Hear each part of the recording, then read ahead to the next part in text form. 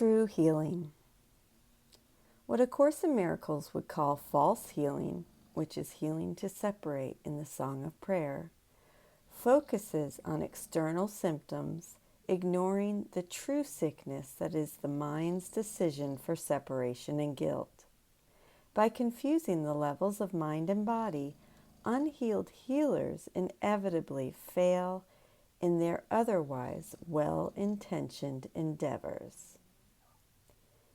Everyone who ever tried to use prayer to ask for something has experienced what appears to be failure.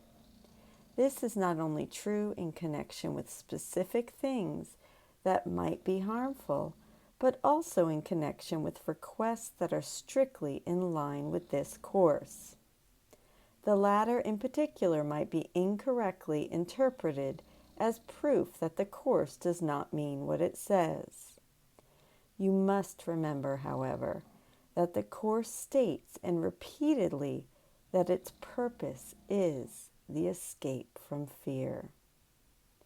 In other words, when we ask for specifics, even specifics like peace or forgiveness, and do not involve the mind's decision-making power that is the source of all fear, we perpetuate the mind's error. Guilt and fear inevitably remain, and true healing becomes impossible. These entreaties to Jesus or the Holy Spirit for specific intervention also add to the ego's defense against the Course's true message.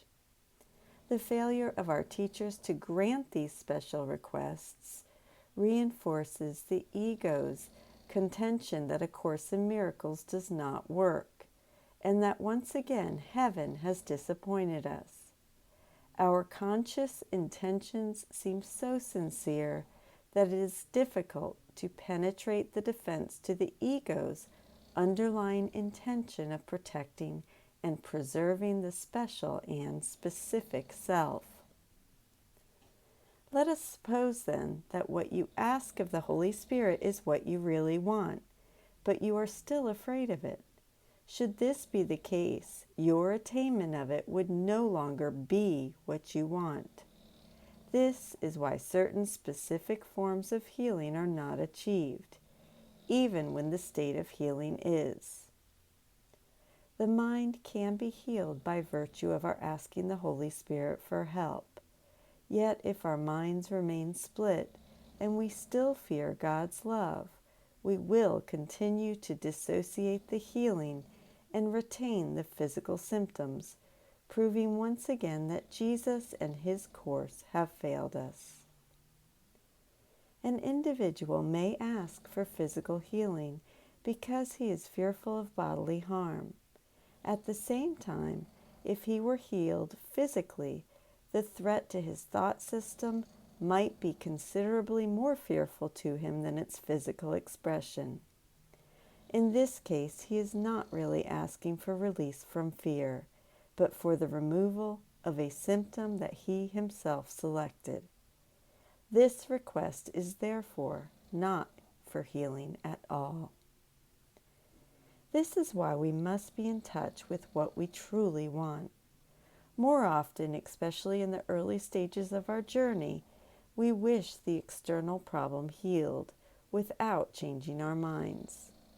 This resistance is almost always experienced in psychotherapy as well, whereby the patients wish to be relieved of their pain without doing the work of uncovering its unconscious sources, which includes the desire for the symptom.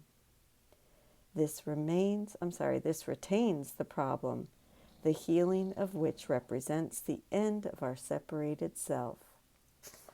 Only as we progress do we recognize both the source of the problem, which is the mind's decision for guilt, and the solution, the mind's decision for the miracle.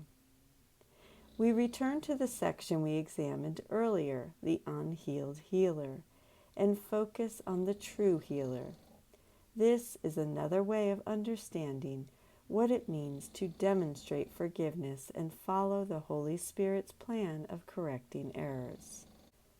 The only meaningful powerful contribution the healer can make is to present an example of one whose direction has been changed for him and who no longer believes in nightmares of any kind. The light in his mind will therefore answer the questioner, who must decide with God that there is light because he sees it, and by his acknowledgement the healer knows it is there. This theme is also expressed in the early pages of the manual, where we are asked to be an example of the right-minded decision to stand for the alternative. We are not the healers. Our function is simply to choose against the interferences to the atonement's healing love that is already present in us.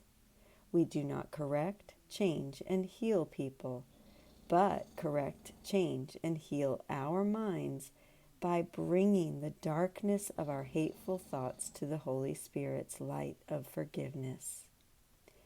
True healers focus only on their own healing because that alone is the problem. We think problems are external. We are the ones who are sick. Another may be sick as well, but our concern should be only for our misperceptions.